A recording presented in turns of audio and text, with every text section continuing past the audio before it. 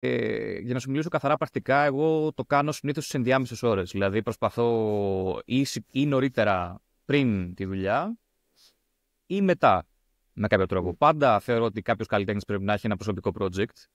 Γιατί τόσο άμα είναι αυτή η δουλειά σου. Δηλαδή, αν η δουλειά σου είναι τα προσωπικά project, εκεί εντάξει, μιλάμε για κάτι διαφορετικό. Αλλά άμα η δουλειά σου είναι στην τέχνη, αλλά συγκεκριμένα στην παραγωγή ταινιών που είμαι εγώ, δεν κάνω πράγματα τα οποία είναι για μένα. Παράγω τέχνη για κάποιον άλλον.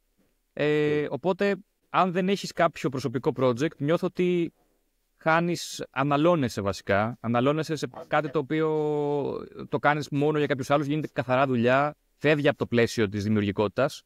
Ναι. Και γίνεται επάγγελμα εντελώς. Οπότε είναι πολύ σημαντικό να έχεις ένα δικό σου πράγμα αυτό, και να το δουλεύεις. Εγώ αυτό κάνω. Ναι, κοίτα, να σου πω και για τον Γιώργο και για μένα. Μας αρέσει αυτό που κάνει. Μας αρέσει πολύ.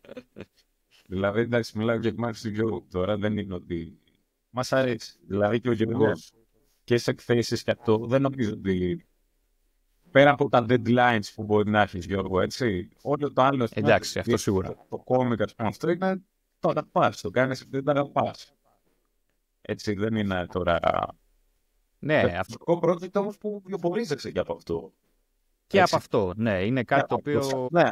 Και εγώ αυτό έχω. Εγώ κατά κύριο λόγο τα χρήματα που βγάζω βιοπορίζουν από το διδακτικό κομμάτι, έτσι. Αλλά το διδακτικό κομμάτι συνδυάζεται πάρα πολύ και με το προσωπικό έργο. Γιατί εάν θες σε ένα σημείο να είσαι καλός, να δει ο άλλος, ας πούμε, τι είσαι, ποιος είσαι κτλ. Πρέπει να υπάρχει και ένα προσωπικό έργο που θα δει ότι αυτός είναι να κάνει αυτό. Αυτός θέλω να με διδάξει, ας πούμε. Οπότε το προσωπικό μου έργο είναι και κάτι που μου αρέσει.